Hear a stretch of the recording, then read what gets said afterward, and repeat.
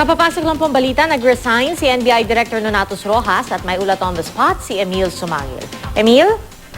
Pagkatapos niyang magbigay ng 2 hanggang sa 5 linya ng pangungusap ay tumayo na mula sa kanyang lamesa itong si NBI Director Attorney Nonatus Rojas at pumunta dito sa kanyang private room sa ikalimang palapag ng main building ng NBI head office dito sa Maynila. Ang sinasabi niyan, primerong dahilan niya kung bakit siya nagbitiw sa pwesto ay para mabigyang daan ang isang investigasyong ikinasa tungkol pa rin dito sa kontrobersyang isinasangkot di umano yung mga 2 top executives ng National Bureau of Investigation na tumatayo di umano na bilang mga protektor nitong si Janet Lim Napoles, teary-eyed o yung paligid ng mata ni NBI Director Rojas ay basa at may luha at yung kanyang mga tauhan, yung kanyang mga bureau chief, yung mga division heads ay narito ngayon sa head office at para ba nagbibigay ng suporta. Labis din nila Pia na ikinagulat yung pasya at itong binitiwang statement ni Attorney Rojas ngayon na siya ay magbibitiw muna sa pwesto. Katabi ko si Mr. Cecilio Zamora, ang tagapagsalita ng National Bureau of Investigation. Kasama po natin si Pia Arcangel, sir, sa Balitang Hari. Sir, ano po yung naging pasya ni NBI Director Rojas? Well, nabigla din kami nung narinig ko. Ngayon ko lang actually narinig na tender nga daw siya ng resignation. Shocking sa amin yun.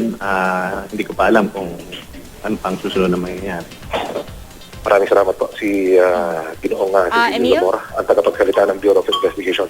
Yes, Pia, go ahead. So, hindi nila alam no kung ano yung eksaktong dahilan? Kasi pati ba si Mr. Zamora talagang nagulat din doon sa naging pag-resign ni Director Rojas?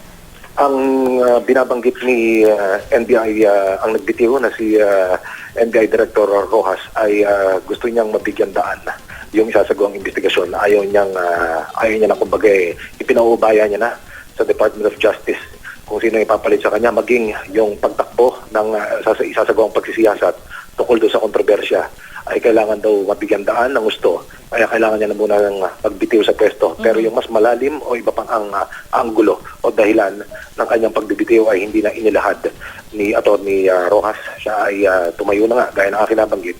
Iniwan na sandali itong kanyang lamesa at pumasok doon sa kanyang private room. Ang nasa silid ngayon ng NBI Director, dito mismo sa Office of the Director sa 5th floor, ay ang spokesperson ng NBI, yung iba pang matataas na opisyal ng National Bureau of Investigation na mayroon dito rin. Subalit hindi na muna daw sila magbibigay ng pahayag at aantabayanan na lamang nila yung magiging susunod na kaganapan. Pia?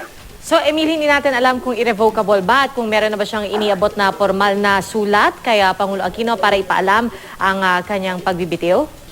Irrevocable resignation yung binabanggit ni Attorney Rojas kanina sa harapan ng media dito sa ating panayam, dito sa 5th floor. Actually kanina ay lumalabas muli siya sa silid at Director, sir, tumanggi na siyang magbigay ng pahayag. Lumabas muli siya doon sa kanyang private room at pumunta rito sa kanyang lamesa.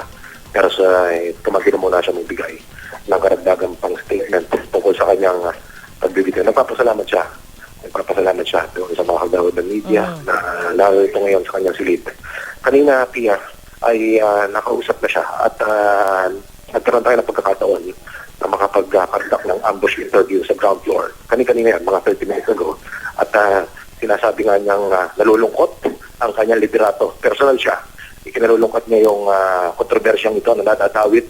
Di umano, yung 2 opisyal niya, yung 2 opisyal ng NBI dito sa kontrobersya at pagpapaimbestiga pa rin daw siya bilang bahagi ng kanilang tungkulin. Pero kulang 1 oras, Pia, lumipas ay muling nagpatawag ng isang press conference itong si NBI Director Rojas dahilan para tayo pumanik dito sa kanyang opisina sa 5th floor at laking gulat nga nang bigla niyang i-anunsyo sa harapan ng media na siya ay nagbitiw na bilang direktor ng National Bureau of Investigation. Pia.